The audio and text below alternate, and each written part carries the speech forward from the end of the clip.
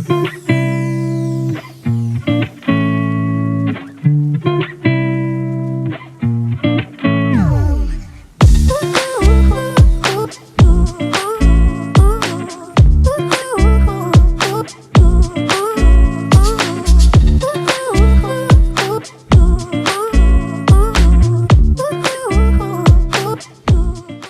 hello, and welcome to this episode of Learn Everyday English, your roadway to English proficiency.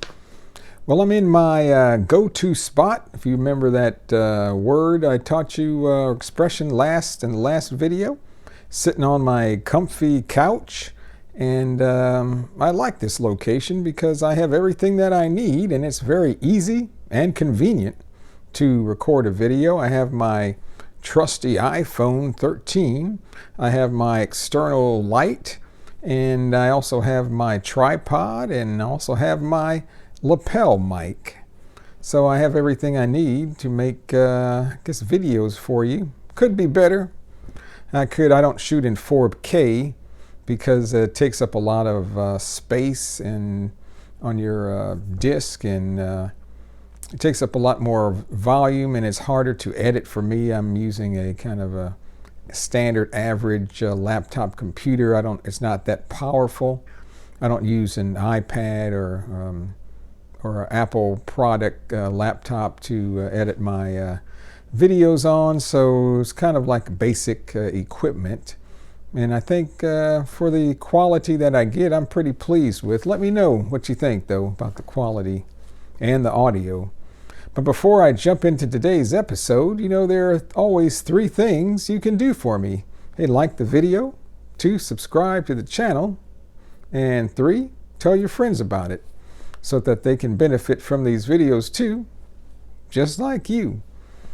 Okay, I'm going to have a video and talk about something I haven't talked about a lot lately, and that's like English expressions, English grammar. I've been kind of having videos about everyday life, videos that will help you, maybe learn more expressions in a way, but through everyday life activities.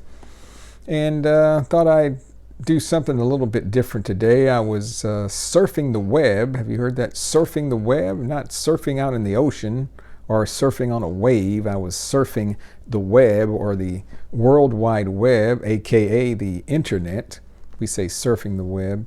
Just kind of browsing around, and I ran across kind of just by happenstance, or just casually found this website talking about English idioms. And I thought that these idioms were very good idioms. These idioms are very common, and you probably hear these a lot, especially if you're here in the States, or maybe you watch English television shows, that type of thing. And they had, I think, about 20 idioms or so, more or less. I'm going to break this down into 2 episodes. So I'm going to talk about 10 idioms in this episode, and another 9 or 10 in another episode. So let's jump right in to today's episode. The first expression, or we could say idiom, that I'm going to talk about is called to hit the books. Hit the books. So I have a book here, and I'm going to hit the book. But is that what this idiom means? Does that make any sense to you? Have you heard this idiom before? Well, actually, hit the books means I'm just going to study, and use this a lot maybe in college or in school. And here's an example sentence for you. I have a very important midterm exam on Monday. I really need to hit the books this weekend. I have a very important midterm exam on Monday. I really need to hit the books this weekend. And a midterm means like in the middle of the term, which could be usually the middle of the semester, could be the middle of the summer, whatever the term is, the year, the month. But you have a midterm exam on Monday, so I need to study on the weekend, so I really need to hit the books this weekend. So, do you need to hit the books in your English language journey? Should you be hitting the books? How often do you hit the books? Hey, let me know how often you hit the books. The next expression or idiom starts with hit, and it's called hit the sack or hit the hay. Hit the sack or hit the hay. A sack can be like a big bag of something, when hay is like something like dry grass that can be like in a square, we call it a square bale or a round bale. And you can hit, but do you actually hit the sack, or do we hit the hay? No, actually to hit the sack or hit the hay means to go to bed or go to sleep. So here's an example sentence for you. I need to hit the sack. I need to hit the sack now. I have to get up at 6 a.m. tomorrow morning. Or I need to hit the hay now. I have to get up at 6 a.m. tomorrow morning. It means, hey, I need to go to bed now. I need to get some sleep now because I need to get up early tomorrow morning, which is 6 a.m. And excuse the dog that's barking. The third expression I want to talk about is to twist someone's arm. To twist. So I have my arm, somebody could grab my hand and twist it like that into a uncomfortable or awkward position. That's to twist someone's arm. But does it mean actually to take someone's arm and try to twist it? To twist it? No, it doesn't. To twist someone's arm means you try to convince somebody to do something that they may not want to do. That means to twist someone's arm. To twist someone's arm. And it can also mean if you've twisted their arm, that means you're good at convincing them to agree to do something after you've been, say, begging them or asking them a lot to do something. For example, here's a example sentence. John said he doesn't want to go to the movies with us this evening. Looks like I need to twist his arm a little so he will join us. John said he doesn't want to go to the movies with us this evening. It looks like I need to twist his arm a little so he will join us. I need to convince him to join us to go to the movies. The fourth expression or idiom is to be up in the air. To be up in the air. Like these papers, or if I throw them, papers were up in the air. Does that expression mean to be up in the air literally? Literally? No, to be up in the air means that things are uncertain or unsure, or definite plans have not been made. So you're really just not sure, or you're not certain of something. For example, somebody could ask you a question. Are you going to retire this year? Or are you going to retire this year? And your answer could be, I don't know. That's still up in the air. I don't know. That's still up in the air. So are you going to retire this year? And you answer, I don't know. That's still up in the air. That means, I don't know yet. I'm not sure. It's not a certain thing. The fifth expression or idiom is to stab someone in the back. To stab someone in the back means to hurt someone who was close to you and trusted you by betraying them secretly and breaking their trust. And the person that stabs someone in the back, we call them a backstabber. A backstabber. So you don't want to be a backstabber. Have you heard that term before? A backstabber? Or to stab? To stab is like to take a knife and to stab somebody with it. So to stab is really not a good thing. And it's like, this expression is like you're actually stabbing somebody in the back. You're doing harm to them, if you want to think of it that way. So here's an example phrase or sentences. You know what John did. He stabbed me in the back.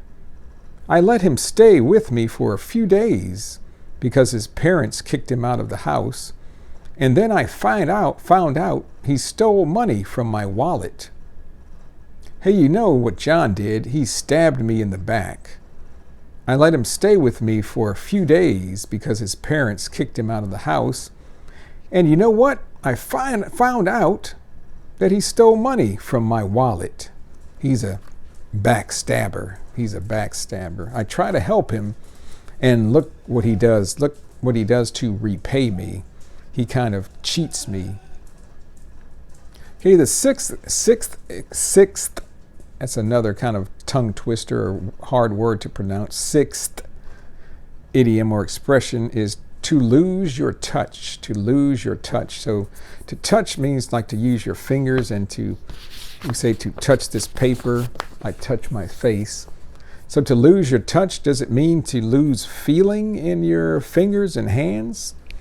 No, it doesn't mean that. It means something else. It means this. To lose your touch means that you lose your ability or your talent that you once had when you were dealing with things, people, or situations. You used to be able to handle things well in a certain situation, but you find out that things that you used to be able to do, you can't do them anymore or do them as well as you thought. But it usually has to do like with relationships. So here's an example.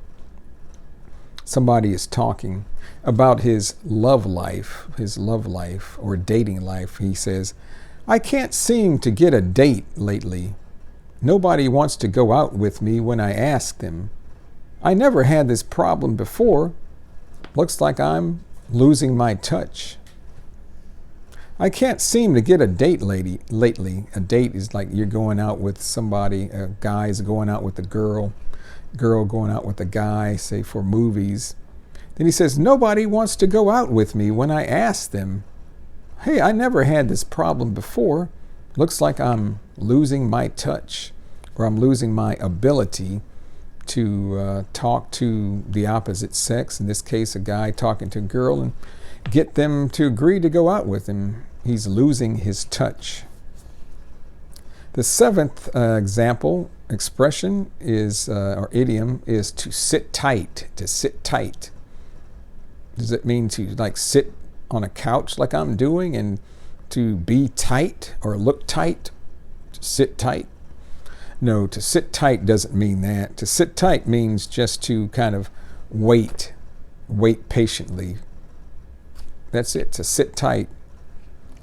Here's an example sentence. Maybe you go to see a Mr. Smith for a meeting, and the receptionist tells you, Mr. Smith is in a meeting, but he should be available soon. Hey, just sit tight for a while, and I'll let you know when he's free. Again, Mr. Smith is in a meeting, but he should be available soon. Just sit tight for a while. Just wait for a while. Just wait for a minute, and I'll let you know when he is free. So that's to sit tight. The eighth expression or idiom is called to pitch in. To pitch in. You might heard of to pitch can be, if you watch baseball, there's a pitcher. He's the person that has the baseball and he throws the ball to the batter. So that's to pitch.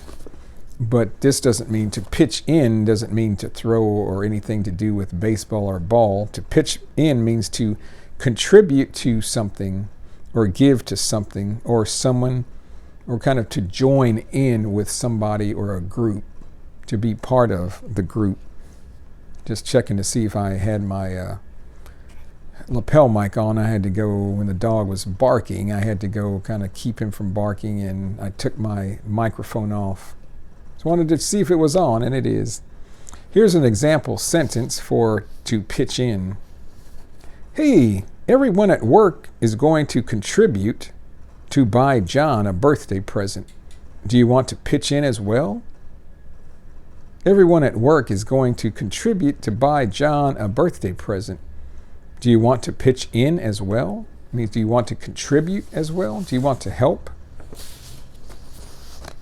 The ninth idiom or expression means to go cold turkey or to stop cold turkey.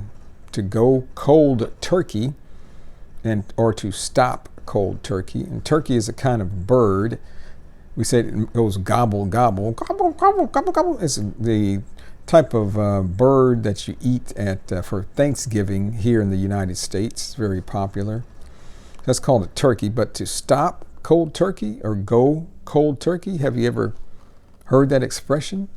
And you might ask, well, why isn't it hot turkey? Stop hot turkey. I don't know. That's just the expression. So to stop or cold turkey or to go cold turkey means to suddenly quit or stop something. Either could be a stop something that is addictive or dangerous behavior, such as smoking or drinking. And it's usually used in the context of people, stopping drinking, like alcohol, or stopping smoking, or perhaps even stopping using some type of drug or medication that was not good for them. So here's a expression. John hasn't had a drink in almost a year. It is amazing he was able to stop cold turkey. John hasn't had a drink in almost a year. It's amazing he was able to stop cold turkey. That means he was able to stop suddenly, right away. It wasn't a gradual process. It was very sudden. And the last expression for this video is to face the music. To face the music. Does that mean to position your face so that's pointing a certain way? I'm facing a certain direction. I'm facing where the music is coming from. I'm hearing music and I turn. Well, you could say, hey, I face the music, but this expression doesn't mean that. It doesn't have anything to do with that. To face the music means to deal with the reality of a situation and accept the consequences, good or bad, but mostly bad. So it really means to face the reality of something that you're dealing with, the situation, like accept the situation, and also accept the consequences that are going to come from that situation. Here's an example. John came to college and just partied his whole first semester, and now he is failing all of his classes. He needs to stop and face the music, realize what he's doing, and get it together.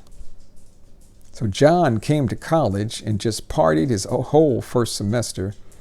Now he's failing all of his classes. He needs to stop and face the music. He needs to stop and realize what he's doing and accept the situation. And get it together means like to make things better or to change so that things are going in a good manner or good process. That means to face the music. So those are the 10 idioms or expressions that I wanted to go over today. Have you heard any of these before? What do you think? Did you find some of these interesting? Hey, let me know in the comments below. Or do you have some of these same expressions or idioms kind of in your language? Do they mean the same thing? Let me know. So that's it for today's episode of Learn Everyday English. But again, the 3 things you can do for me. Hey, like the video, subscribe to the channel, and 3, tell your friends about it. Well, that'll do it for today. I will see you later.